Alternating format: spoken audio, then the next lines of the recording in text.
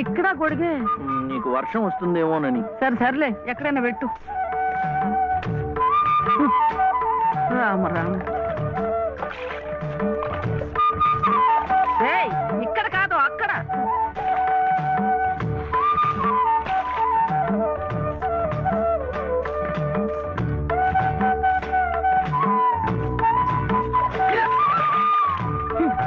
రామచంద్ర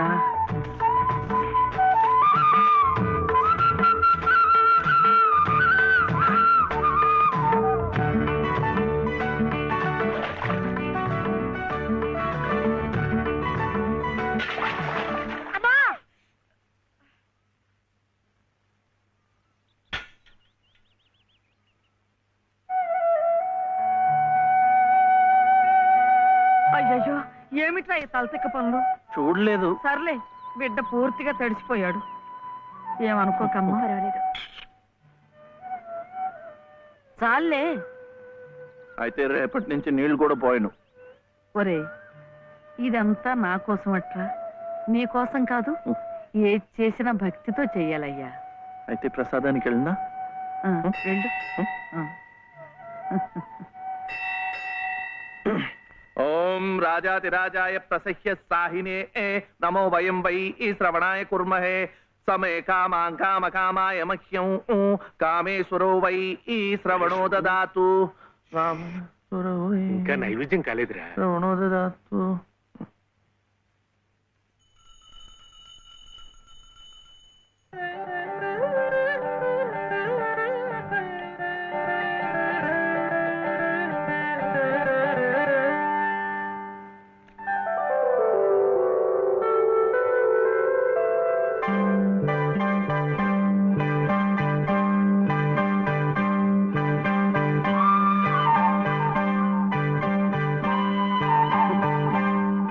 చూస్తున్నానులేండి, మీరు తినకుండా అంతా బాబుకే తినిపిస్తున్నారు.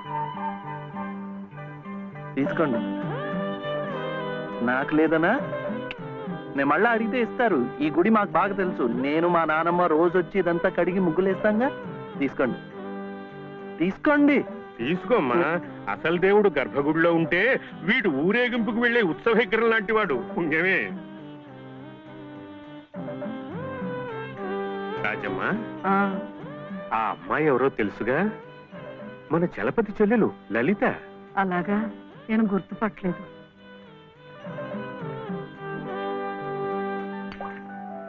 నిన్ను గుర్తుపట్టలేకపోయానమ్మా.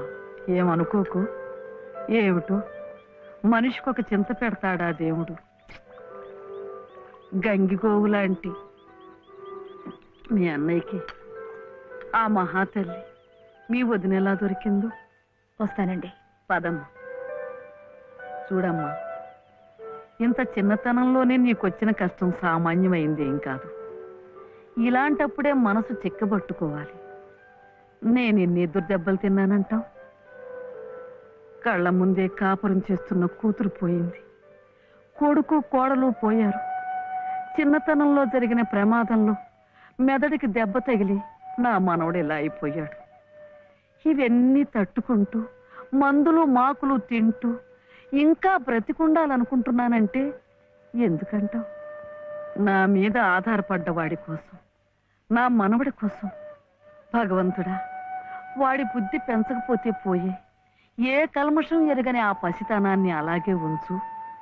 చెప్పింది చేసే పట్టుదల, దీక్ష అవైనా ఇచ్చావు, అంతే చాలు అని రోజుకొక్కసారి ఆ దేవుడికి గుర్తు చేయటానికి ఈ కట్టిని ఇలా ఉంచాను.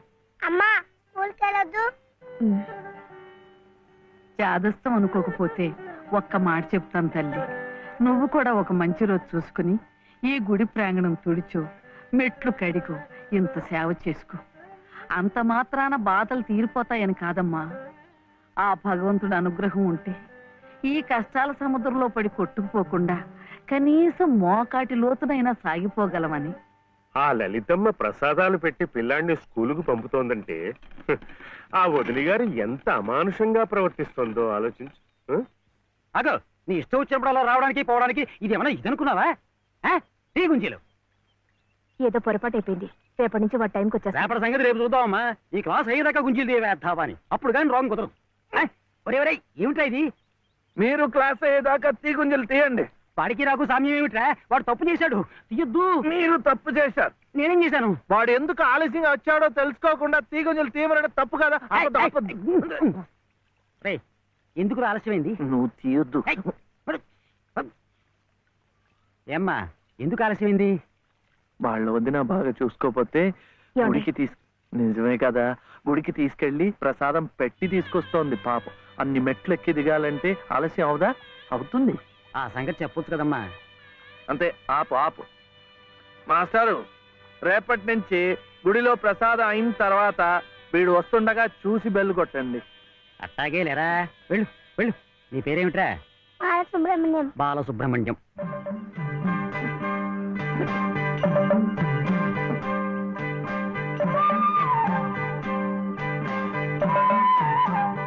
తెలిసిందిలేండి, మీ పేరు లలిత, నా పేరు చెప్పునా వీర వెంకట సత్య శివసుందర రామయ్య. మీ పేరులో 3 అక్షరాలే, లలిత. నా పేరులో 3 ఉన్నారు. వీర వెంకట సత్య అన్నవరం స్వామి, శివ నేను, సుందరరామయ్య మా తాతయ్య. మరి మీ పేరులో ఎవరున్నారు? ప్రస్తుతానికి నేను, మా బాబే.